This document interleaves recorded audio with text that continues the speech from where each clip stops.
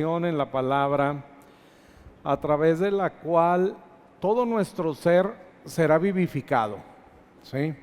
Exponernos a la palabra del Señor trae para ti y para mí múltiples bendiciones. Podemos venir hoy con cargas, con inquietudes, con necesidades muy reales en cualquier aspecto de la vida. Puede ser en la salud, en las emociones, puede ser en la salud de la familia, el matrimonio, crisis de un matrimonio, problemas con los hijos, en la economía, en el trabajo, en los negocios. La Biblia dice que en la luz del Señor vemos nosotros la luz. Cuando nos exponemos a la luz de su bendita palabra, nosotros vemos la luz para resolver esas crisis que podemos estar enfrentando. Así que hoy vamos a ir de este lugar con soluciones prácticas, ¿sí? Con una enseñanza que por el simple hecho ya de estar usted en este momento exponiéndose a la palabra del Señor, va a producir en usted algo maravilloso. Le va a guiar el Señor, le va a dirigir de una manera especial y nos va a enseñar hoy nuestro Dios a ganar. Así dice Él: yo soy Jehová tu Dios, que te enseño provechosamente, te enseño a que ganes en la vida. Lo que estamos viviendo ahora, en medio de esta pandemia, no es algo que tomó por sorpresa a nuestro Dios. De hecho, Jesús nos lo dijo, hermanos, allá en el Evangelio de Juan, en el capítulo 16, si va usted ahí en su Biblia, al verso 33. Jesús dijo: estas cosas les he hablado para que en mí tengan paz. Fíjense bien cómo empieza el Señor. La palabra que Él nos habla produce en nosotros paz. Ese es el propósito de la palabra del Señor. Dice: estas cosas les hablé para que en mí ustedes tengan paz. Es decir, no en las circunstancias, no en los gobiernos, no en tus fuerzas, no en tus capacidades, sino en mí. Lo único que verdaderamente puede producir paz, hermanos, en medio de esta crisis y cualquier crisis en la vida, es Jesús. ¿Sí? Podemos estar hoy angustiados, preocupados. Créanme que abrir el servicio al público no fue una decisión sencilla. Fue algo que estuvimos meditando, pensando, buscando en el Señor. Y por supuesto que genera muchas inquietudes. Si abrimos, si no abrimos, ¿qué va a pasar? Pero entonces voy a este pasaje y el Señor dice: les he hablado estas cosas para que en mí, para que si confían en mí, ustedes encuentren la paz. Y entonces, en el nombre del Señor, abrimos los servicios públicos. En Gómez Palacio ya tenemos más de un mes y gracias a Dios ha sido gran bendición, y poco a poco se van integrando más y más hermanos. Así sucederá con nosotros aquí hasta que en el nombre del Señor este lugar esté abarrotado de personas que vengan a alabar, a glorificar el nombre del Señor y a recibir su bendición. ¿Amén? Pero es en Él en quien encontramos paz, porque luego dice: en el mundo tendréis aflicción. Pero vean que viene primero. Primero es la paz. No es que primero la aflicción, primero los problemas y después el Señor venga a darnos paz. No, el Señor quiere para nosotros una vida en paz antes, durante y después de las crisis de la vida, por lo que Él ya nos ha hablado, por la palabra que hemos escuchado de Él antes. Así que cuando entramos en todo este proceso, entramos en paz por lo que Él nos habló, porque en Él encontramos esta paz que dice sobrepasa todo entendimiento. Y entonces Jesús nos advierte de algo real. En el mundo hay aflicción. Esa es la naturaleza.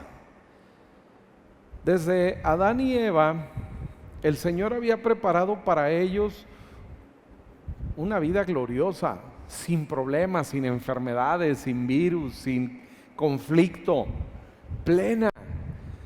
Dice, de todo árbol del huerto podrán comer libremente. Una vida muy bendecida, sin escasez. Así fue como el Señor lo decidió, así lo planeó. E hizo todo lo necesario para que el hombre disfrutara sin ningún conflicto, sin ninguna aflicción. Sin embargo, le dio la decisión, la capacidad de decidir al hombre si quería esa vida o quería enfrentar la vida sin él. Y esa decisión iba a estar entre comer y no comer del fruto de un árbol en particular, el árbol del conocimiento del bien y del mal. Estaba ahí para que el hombre pudiera ejercer su capacidad de decidir. Porque si todo hubiese sido bueno para el hombre, aún ese árbol del conocimiento del bien y del mal y su fruto era bueno, pero no para nosotros. Y entonces era la manera en la que el hombre podía ejercer esta capacidad. Decido estar con Dios, vivir por los principios de Dios y disfrutar sus bendiciones o no. Y lamentablemente el hombre decidió no. Y entonces va a ese árbol, toma ese fruto y come de él, pensando que obtendría algo mejor que lo que Dios le había ofrecido. El enemigo los engañó, haciéndoles creer que les faltaba algo. Y dice, si ustedes comen de este fruto, ustedes serán igual a Dios, porque van a distinguir entre el bien y el mal. Cuando ya Dios los había hecho a su imagen y a su semejanza. Vino a decirles que no tenían algo que en realidad ya tenían. Ese fue en esencia el engaño del enemigo. Y entonces finalmente Adán y Eva decidieron comer, y a partir de ahí la muerte se introduce en la historia de la humanidad, en la vida del hombre, en la tierra misma. Y empieza la tierra a producir problemas. Dice cardos y espinos. No existían antes de la caída del pecado, en el pecado. No había cardos y espinos, es decir, no había crisis, no había angustia que representa esas espinas. Pero ahora, por causa de nuestro pecado, se introduce la muerte, se introducen estas crisis, de las que Jesús dice acá: en el mundo enfrentarán estas crisis, en el mundo tendrán aflicción, pero confíen, yo he vencido al mundo. Por eso, este pasaje empieza Jesús diciendo, ya les hablé esto para que en mí ustedes tengan paz. ¿Por qué podemos tener paz en Él? Porque Él ha vencido este mundo. En Juan 10:10, Jesús dice, el ladrón ha venido a robar, a matar y a destruir. Yo vine para que tengan vida y para que en abundancia. Entonces, si aquello que pasó en el huerto del Edén, cuando el enemigo engañó a Adán y a Eva y entonces les robó, ¿sí? Recuerden, el ladrón vino a robar, a matar y a destruir. Eso es lo que sucede allá en Génesis 3. El enemigo engañó a Adán y a Eva y les robó y los mató. Porque la paga del pecado es muerte, y ahora la muerte ha sido parte de la vida por causa de nuestro pecado. Se introdujo la muerte y lo que estamos viviendo aquí justamente es resultado de eso. No es todavía el juicio de Dios. El día del juicio viene después. Estamos enfrentando solamente las condiciones de una naturaleza caída. Pero el Señor la ha vencido y Él dice, si el ladrón vino a robar, a matar y a destruir, yo vine para que ustedes tengan vida, pero para que tengan una vida abundante, no cualquier vida. Ya no la vida natural, ya no solo el bios. Hay varias maneras de decir vida en el griego, ¿no? Bios es una de ellas, es el nivel de lo natural. Pero aquí Jesús dice, yo he venido para que tengan zoe. Otra palabra en el griego que se traduce como vida. La vida por la que Dios existe. Es la vida eterna que tenemos en el Señor. Pero para que la tengamos, dice, en abundancia. Que tengan vida abundante. Ahora, ¿cómo podemos disfrutar? Ok, ya sabemos que el ladrón vino a robar, a matar y a destruir, y lo que estamos viviendo a nuestro alrededor es producto de eso, ¿sí? El hombre decidió y entonces se introduce la destrucción, se introduce la muerte. Pero Cristo vino a deshacer las obras del diablo, dice. Es decir, a deshacer la muerte que nos rodea y en su lugar darnos vida y vida en abundancia. ¿Cómo en la práctica podemos nosotros disfrutar de esto? Dos elementos muy sencillos que quiero compartir con ustedes para precisamente vivir cada día al máximo, cada día en el centro de esa vida abundante que el Señor nos ofrece en tu persona, en tu matrimonio, en tu familia, en medio de la enfermedad, en crisis económicas y cómo también tu economía puede ser bendecida, cómo puedes ser tú prosperado hoy en medio de esta crisis hasta donde no lo puedes imaginar. Ayer encontré a un hermano, miembro aquí de la iglesia, en un supermercado y me dice, Paco, me está yendo de bien como nunca. Es increíble cómo esta crisis, en medio de esta crisis, Dios nos está prosperando. Y recordé con él que poco antes de empezar todo esto, desayunamos y platicábamos acerca de esto y él me decía, oye, de pronto, no sé, siento temor de muchas cosas en la vida, de pronto no me arriesgo a hacer algún negocio, a hacer algo. Y aquella vez meditábamos en lo que el Señor tenía para nosotros y bueno, le pude compartir el mensaje que les he predicado a todos ustedes siempre, ¿no? Y lo compartimos ese día en aquel desayuno. Enseguida viene toda esta crisis y a partir de ahí, hermanos, me decía testimonio, el hermano dice, hermano, Dios me ha bendecido como nunca antes, en medio de una crisis. ¿Qué fue lo que sucedió? ¿Qué hizo este hermano? Bueno, lo que hoy va usted a aprender, simple y sencillamente. Josué capítulo 1, el verso 2. ¿Qué hacer en medio de las crisis, hermanos?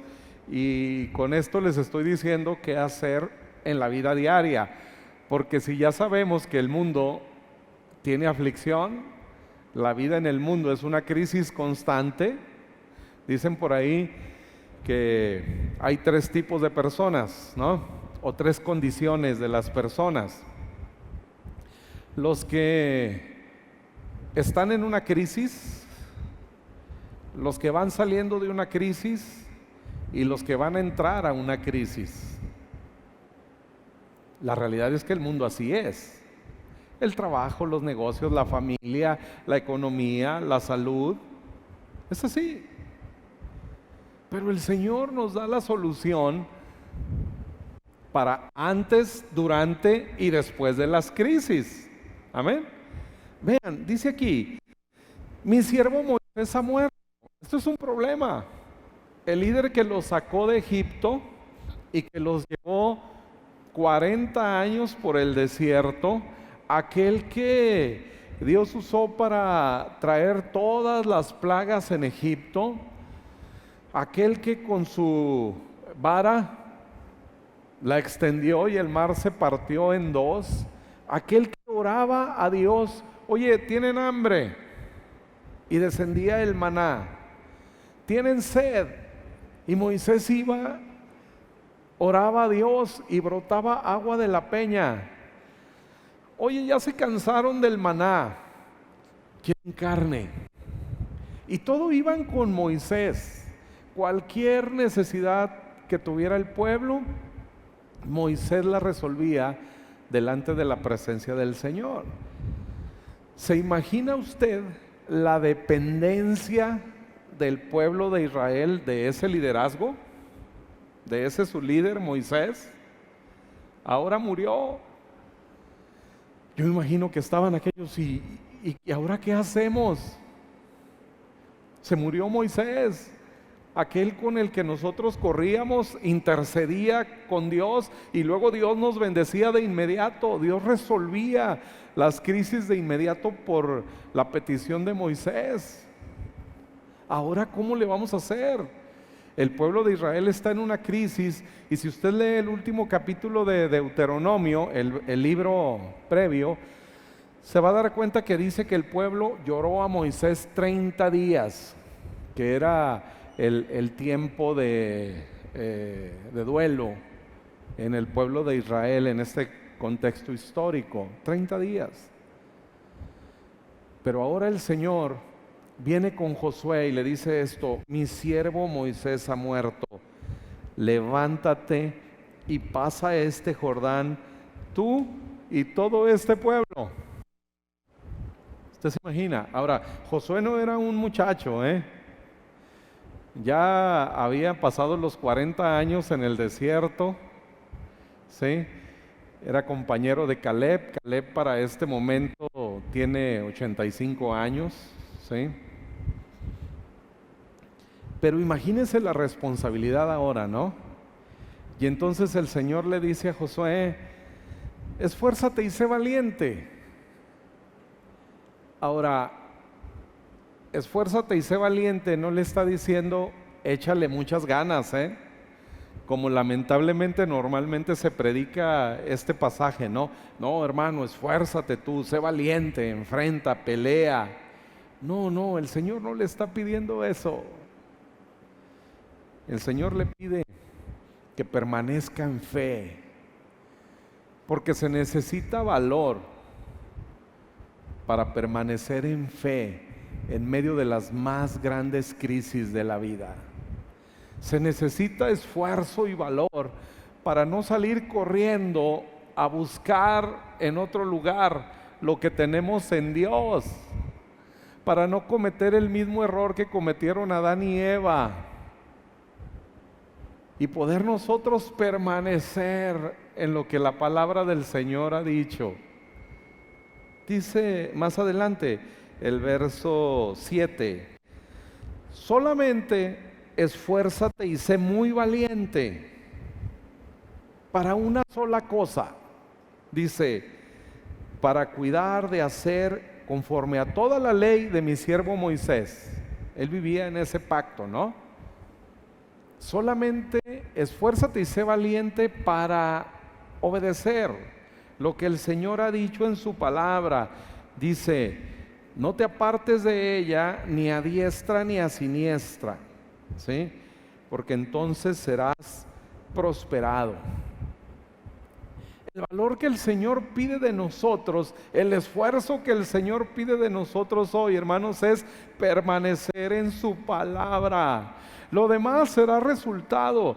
El cambio en nuestras actitudes, el cambio en nuestro comportamiento será fruto de nosotros permanecer en la palabra del Señor. No había que complicarlo tanto. Lamentablemente a veces sucede así, ¿no?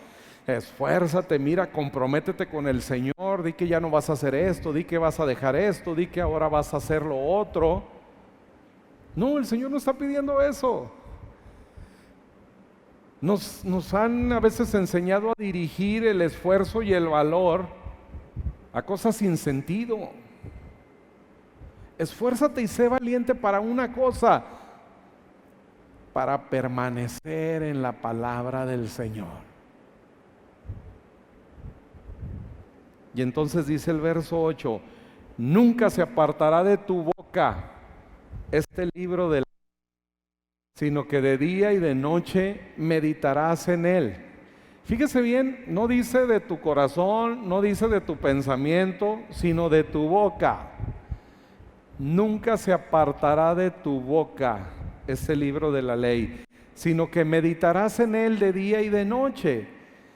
La palabra meditar aquí en el hebreo, la palabra hagá, significa murmurar la palabra, repetir la palabra. Así de sencillo, hermanos. ¿Cómo cumplimos esto? Si usted se levanta en la mañana y dice, Jehová es mi pastor, nada me faltará. ¿Sí? Aunque ande en valle de sombra de muerte, no temeré mal alguno, porque tú estarás conmigo. Y salimos a trabajar en el nombre del Señor. Y vamos, hermanos, cada vez que salimos hoy, vamos al valle de sombra de muerte. Bueno, no necesita salir. Muchas personas hoy están contagiadas por el COVID y han seguido todas las reglas sanitarias, el aislamiento y todo lo demás. No han salido de su casa y ahí en su casa les ha alcanzado este virus. ¿Por qué? Porque vamos por el valle de sombra de muerte. Pero el Señor nos dice que no se aparte de nuestra boca este libro de la ley, que la meditemos de día y de noche. Es decir, no se trata, hermanos, de andar todo el día con la Biblia, ¿no? Y me encierro. Por supuesto que hay que hacerlo, hay que leer la palabra, hay que pasar un tiempo con ella, pero que no sea parte de día y de noche, no tiene que ver con eso, sino más bien con murmurarla, con recordarla, traerla siempre a la memoria y repetirla. Dice, no se apartará de tu boca este libro de la ley, sino que de día y de noche meditarás en él. ¿Cuál es el resultado? Dice, porque entonces harás prosperar tu camino. ¿Sí? El resultado para ti y para mí es que habremos de ser prosperados. La palabra del Señor tiene un propósito. Isaías 55:10 dice, porque como desciende de los cielos la lluvia y la nieve, y no vuelve allá, o sea, fíjense bien, la lluvia y la nieve descienden, ¿no? Vea la figura que el Señor nos permite hoy entender a través de esta ilustración, ¿sí? La enseñanza de la palabra es muy práctica. Hacen falta teólogos para complicarla, ¿no? Pero aquí es muy sencillo, ¿sí? Fíjense bien, observen. Mi palabra es como la lluvia y como la nieve que desciende y no vuelve allá. Es decir, ya cayó y ya cayó, ¿sí? Ya no regresa. Y luego dice esto, sino que riega la tierra y la hace germinar y producir, y da semilla al que siembra y pan al que come. Este es el propósito de la palabra del Señor. Cuando nosotros la meditamos en ella, ubique la lluvia, la nieve, es la palabra de Dios. a la cual usted se expone cada vez que la lee, en su casa, en su trabajo, donde sea. Ahora en el celular tiene el mismo poder, sí, exactamente igual. Esa es la palabra del Señor. Y usted es la tierra. Cuando usted lee la palabra del Señor, que es esa lluvia o esa nieve, y cae sobre usted, ¿qué ocasiona eso? Si usted es la tierra, dice que el Señor la hace germinar y producir. ¿A quién? A la tierra. Usted va a recibir esta bendición de Dios solo por exponerse, lo que está haciendo ahorita, al estar sentado ahí escuchando este mensaje, al leer la palabra en su casa. Usted es esa tierra que está recibiendo la lluvia y la nieve, y entonces esa lluvia y esa nieve que representa la palabra del Señor, a usted lo va a hacer germinar y producir. ¿Cómo? Bueno, vamos a aprender por esa acción de la palabra a ser mejores esposos, esposas, padres, hijos, hermanos, trabajadores, empresarios, todo.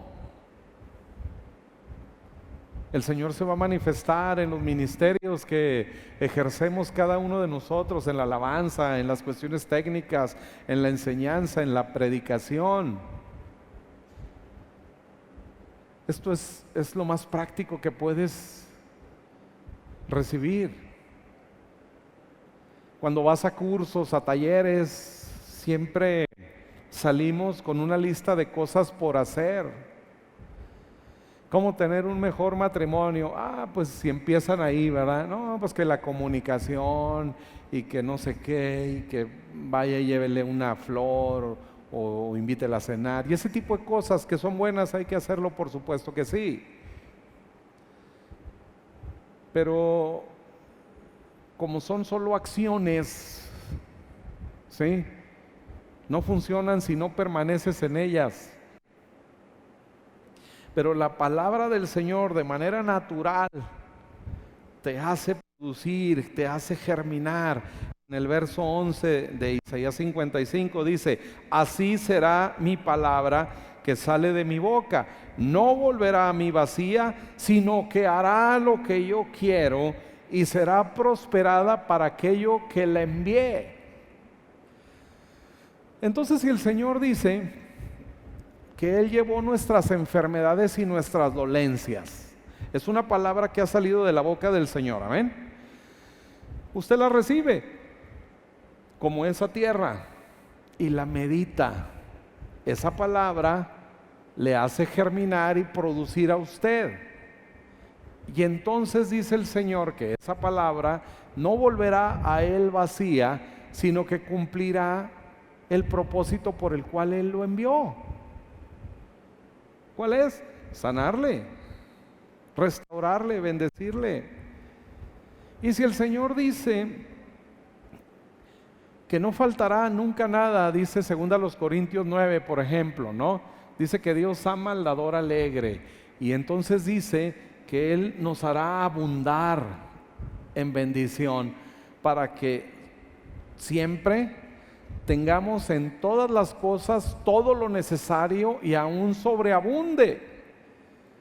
Es lo que el Señor habla acerca de nuestras finanzas, acerca de las necesidades materiales. Él ha enviado esta palabra, usted la recibe como tierra fértil, y entonces el Señor hace producir su palabra para aquello para lo que la envió. Es que los hijos, ¿verdad? Bueno, batallamos a veces para educar a nuestros hijos. Bueno, pero el Salmo 128 dice que nuestros hijos serán como plantas de olivo alrededor de nuestra mesa. Es una promesa que el Señor nos ha dado. Nosotros la creemos, la recibimos, la disfrutamos, y esa palabra cumple el propósito por el cual el Señor la envió. Así de sencillo, hermanos.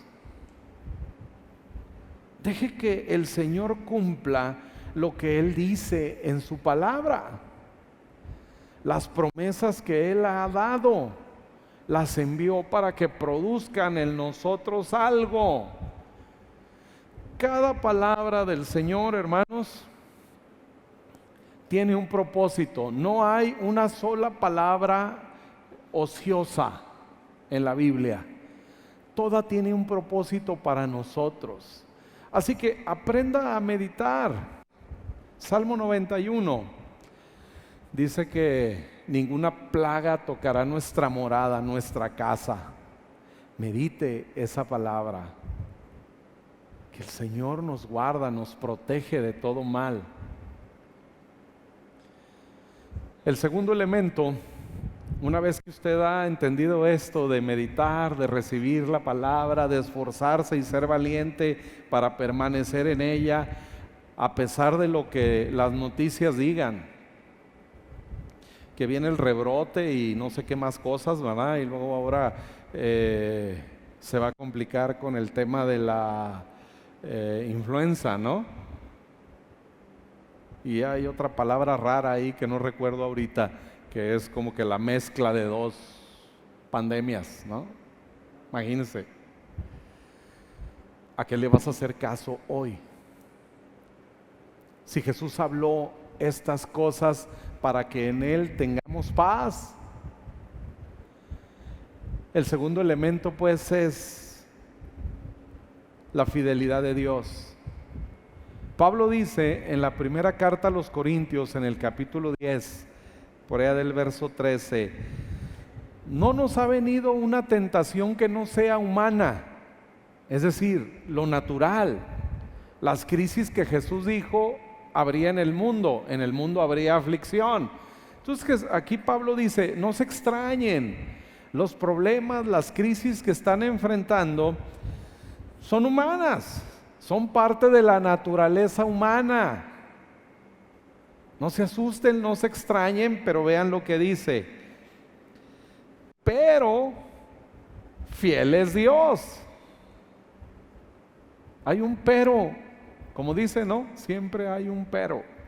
Bueno, hay crisis, en el mundo tendremos aflicción, tentaciones humanas, pero fiel es Dios, que no nos dejará ser tentados o probados más allá de lo que podamos resistir, sino que dará también, juntamente con la prueba, la salida, para que podáis soportar.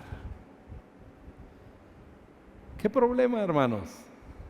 ¿Qué crisis enfrentaremos en la vida sin solución? Ninguna.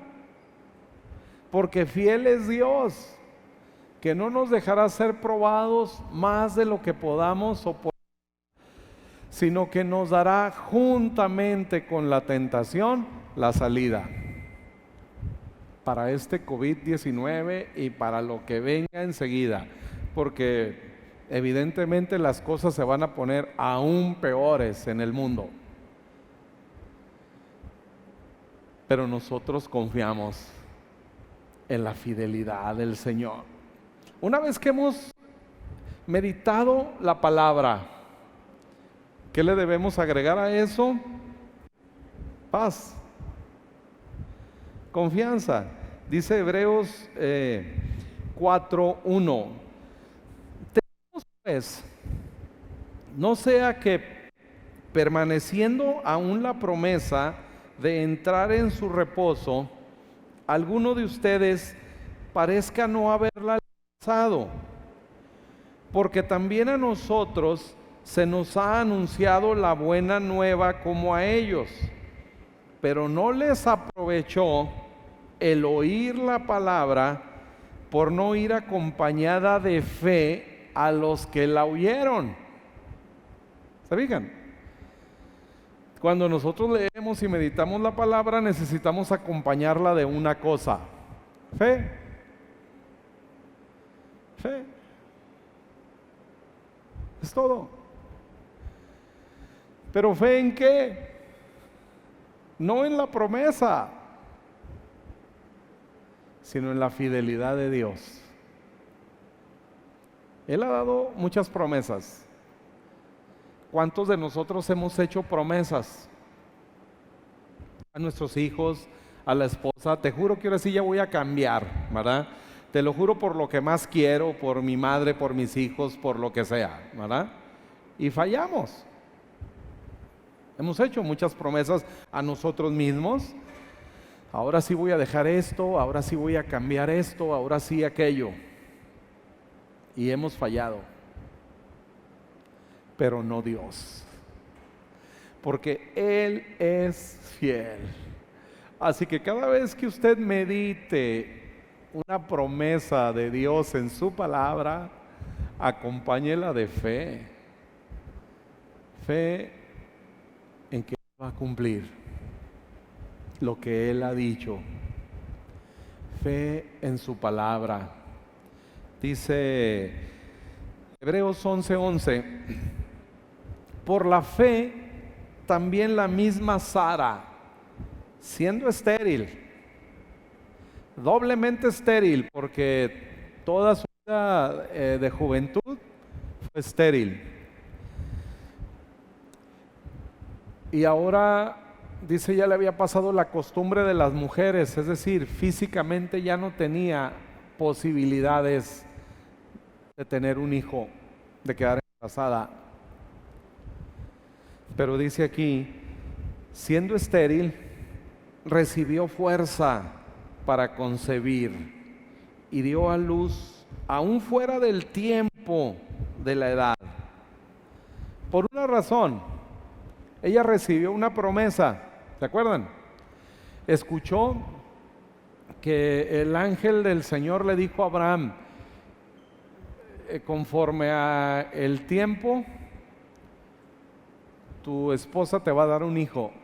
Y Sara se ríe, se burla, ¿no? Ella recibió la palabra, la oyó, como dice Hebreos 4, ¿no? Unos la oyeron, pero no tuvo efecto en ellos porque no la creyeron. De Sara dice, porque creyó que era fiel quien lo había prometido. Creyó que era fiel aquel que lo prometió. Así que el primer elemento es meditar la palabra del Señor, sus promesas. El segundo es, el que lo prometió es fiel. Dios no va a fallar. Él es fiel. Y si Él lo ha prometido, hermanos, a nosotros nos toca creerlo. Agregar a esa palabra que recibimos fe de que el que prometió es fiel. Termino con una historia de Jesús en el Evangelio de Lucas, en el capítulo 8, el verso 25. Un día subió Jesús con sus discípulos a una barca y les dijo, crucemos al otro lado del lago. Otra vez, use su imaginación, ¿sí? Este lago, que también es conocido como un mar, realmente era un lago enorme, ¿sí? Jesús llega a la playa de ese lago, ¿sí? Y les dice a sus discípulos, súbanse a la barca, subamos a la barca y crucemos al otro lado. ¿Ya todos tienen esa imagen en su mente? ¿Sí? Un enorme lago, una barca, Jesús y sus discípulos en un punto A, ¿sí? El otro lado sería el punto B, ¿sí? Entonces Jesús dijo así, súbanse y crucemos al punto B, vamos al punto B. Ya Jesús lo dijo, ¿sí? Ahorita están en A. Se suben a la barca con dirección a B y vean lo que sucede. Ya parezco maestro de matemáticas, pero solo para que entiendan, ubiquen un poquito la historia, ¿no? Dice, así que partieron y mientras navegaban, él se durmió. Entonces se desató una tormenta sobre el lago, de modo que la barca comenzó a inundarse y corrían gran peligro. ¿Sí? En el trayecto a B se genera un problema. Así son las crisis en la vida, ¿no? ¡Fum! Surgen. ¿Cómo empezamos el 2020? Expectantes de muchas cosas, ¿no? Y vamos a hacer esto, y vamos a hacer aquello, y planes, y vamos de viaje. Algunos ahorita deberían de andar en Europa, algunos de ustedes aquí, porque sé que algunos tenían esos planes, ¿no? Algunos en Estados Unidos, ahora que tenemos un día de asueto, ¿no? Mínimo en Estados Unidos de compras, ¿no? No sé, haciendo cosas, lo que sea. Teníamos planes. Algunos se iban a casar, tenían celebraciones especiales, tantas y tantas cosas, hermanos, que planeamos para este 2020. Nos subimos a la barca del 2020 y ahí vamos. Y el que pensaba abrir un negocio y el que no sé qué tantas cosas. Pero entonces se levanta una tormenta en el lago cuando nosotros vamos a ver, ¿sí? Aquel punto. La diferencia aquí es que fue el mismo Jesús el que les dijo, crucemos al otro lado. Hay una palabra del Señor. Él sabe que hay un propósito para ese viaje. Si usted sigue leyendo la historia en los evangelios, se va a dar cuenta que el Señor iba a llevar una gran bendición allá en el punto B. Y el enemigo lo quiere detener, ¿no? Obviamente. Porque Él viene a robar, a matar y a destruir, el enemigo de nuestras almas. Él no quiere que lleguemos al punto B. Pero si el Señor dijo que vamos de A a B, créalo, vamos a llegar. No importa que en este 2020 se levantó esta tremenda tragedia, esta crisis que dice aquí, ¿no? Una tormenta en la cual ellos corrían gran peligro.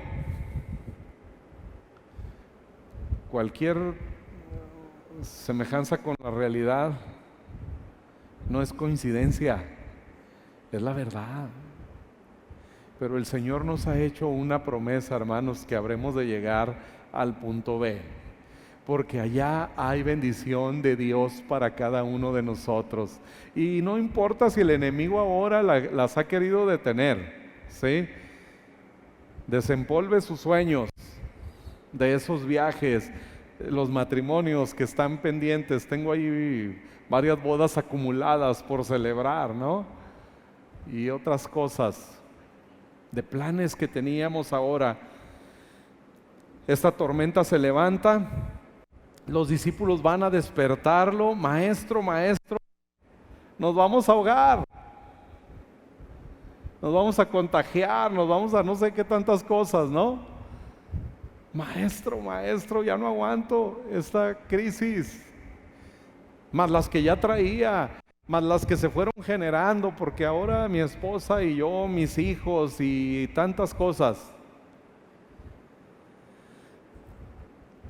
Dice, él se levantó y reprendió al viento y a las olas, y la tormenta se apaciguó y todo quedó tranquilo.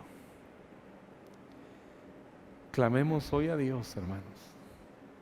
Señor, esta crisis ya nos tiene espantados a todos. Corremos peligro todos. Y veamos a nuestro Salvador ponerse de pie y reprender la tormenta. El Señor, en cuanto ellos le dicen, maestro, maestro, nos vamos a ahogar, Él se levanta y reprende a la tormenta, al viento, dice, y a las olas. Y entonces esa tormenta se apaciguó y todo quedó tranquilo. Y una vez que está todo en paz, el Señor se dirige con ellos, como lo hace hoy con nosotros. Dice, le dijo a sus discípulos: ¿dónde está la fe de ustedes? ¿Acaso no les dije que vamos a cruzar al otro lado? ¿Dónde está la fe de ustedes? ¿Fe en qué? En la palabra que Él dio. Si Jesús dijo, crucemos al otro lado, eso es precisamente lo que va a suceder. Por eso les dice aquí, ¿dónde está la fe de ustedes? Con temor y asombro, dice, ellos se decían unos a otros: ¿quién es este que manda aún a los vientos y al agua y le obedecen? Hermanos, no solo la iglesia, el mundo entero se va a sorprender en el momento en el que nuestro Dios y Salvador Jesucristo se ponga de pie y le diga a esta tormenta COVID-19 y todo lo que le rodea: calla, enmudece. Y después de eso, todo estará tranquilo. Todo estará tranquilo. Creamos hoy, hermanos, en lo que Dios ha dicho, en lo que dice su palabra. Porque si Él dijo, crucemos, vayamos a aquel lugar, a ese lugar llegaremos en el nombre del Señor. Amén. Incline su rostro, cierre sus ojos un momento, hermano, hermana, vamos a orar. Padre, agradecemos tanto tu bendición. Gracias por tu palabra, Señor. Gracias porque, Señor, sabiéndolo tú todo, entendiéndolo todo, nos has revelado esta verdad, para que por tu palabra hoy tengamos paz. Estas cosas nos hablaste hoy para que en ti, Señor, tengamos paz. Porque en el mundo tendremos aflicción, pero Señor, tú has vencido al mundo. Gracias, Dios, por tu palabra. Gracias, Señor, por lo que hoy nos has dicho. Que cada uno de nosotros acompañemos a esta palabra fe en tu fidelidad, porque nosotros habremos de fallar, incluso habremos de dudar como los discípulos en aquella barca. Sí, Señor, nuestra fe puede desfallecer, puede flaquear, podemos estar tan angustiados con esta tormenta de COVID que se ha levantado, atemorizados porque estamos en peligro. Pero Señor, no depende de nosotros, depende de ti, de tu fidelidad. Así que en el nombre de Jesús hoy alzamos los ojos a ti, clamamos a ti y te decimos, Señor, que esta tormenta nos ha asustado, que nos preocupa, que nos angustia tal vez. Levántate, Jesús, levántate y habla a esta tormenta COVID-19 y cómo se llame, y hazla callar y hazla enmudecer, para que tengamos paz en el nombre de Jesús. Hoy confiamos, Señor, que si tú nos dijiste que crucemos al otro lado, así será en nuestras familias, con nuestros hijos, en la economía, en el trabajo, en las finanzas. Señor, tus promesas son fieles, son verdaderas y las habremos de recibir todos aquí en el poderoso nombre de Jesús, para tu honra y tu gloria. Amén.